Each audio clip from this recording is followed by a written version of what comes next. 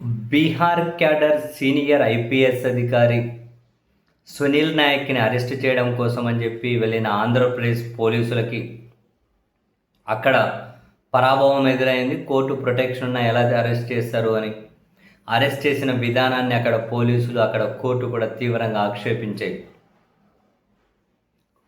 సరే, అక్కడ నుంచి వీళ్ళు తిరిగి వచ్చేశారు.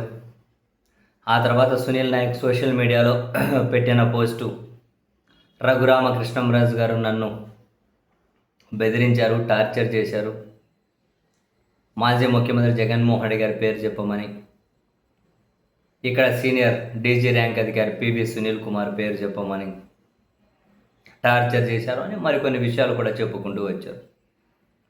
అయితే ఇదే అంశం మీద తాజాగా పివి సునీల్ కుమార్ సిఐడి మాజీ చీఫ్ కూడా ప్రస్తుతం ఆంధ్రప్రదేశ్ ప్రభుత్వం తనను సస్పెండ్ చేసింది. ఆ పివి సునీల్ కుమార్ ఒక ట్వీట్ చేసి సిబిఐని ట్యాగ్ చేశారు. ఏమని? ఒక సీనియర్ ఐపీఎస్ అధికారి సునీల్ నాయక్, అంత సీనియర్ ఐపీఎస్ అధికారినే రఘురామకృష్ణంరాజు బెదిరించారని చెప్పి అంటూ ఉన్నారు. దానికి తగ్గ నా దగ్గర ఆధారాలు ఉన్నాయంటూ ఉన్నారు. సో దీని మీద సిబిఐ ఖచ్చితంగా విచారణ చేయాలి. సిబిఐ ఎందుకు విచారణ చేయాలి అంటే, రఘురామకృష్ణంరాజు గారి మీద ఆల్రెడీ సిబిఐ కేసులు ఉన్నాయి.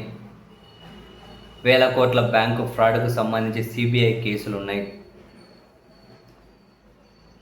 సో మరి సిబిఐ కేసుల్లో కూడా సాక్షులుగా ఉన్న వాళ్ళను, సిబిఐ కేసుతో కూడా సంబంధం ఉన్న వాళ్ళను రఘురామకృష్ణంరాజు ఖచ్చితంగా బెదిరించి ఉంటాడు కదా. ఒక సీనియర్ ఐపీఎస్ అధికారిని బెదిరించారు అని, ఆ మేరకు ఆయన ఆయన కాల్ డేటా విశ్లేషిస్తే తెలుస్తుంది అని సునీల్ నాయక్ చెబుతూ ఉన్నారు. సిబిఐ దాని మీద దృష్టి పెట్టాలి.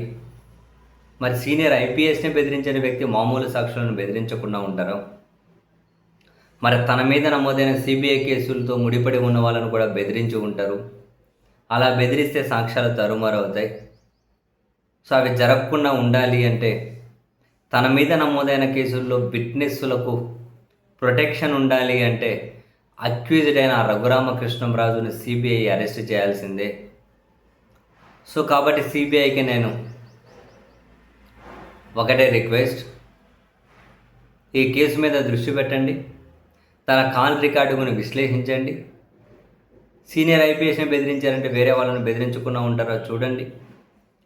తన మీద నమోదైన సిబిఐ కేసులు ఏదైతే ఉంటుందో ఆ కేసులో తనను అరెస్ట్ చేసి సాక్షులను ప్రొటెక్ట్ చేయండి, విట్నెస్లని అని చెప్పి పివి సునీల్ కుమార్ ఒక ట్వీట్ చేశారు. మరి దీని మీద రఘురామకృష్ణంరాజు గారు స్పందిస్తారా ఏమో అన్నది చూడాలి.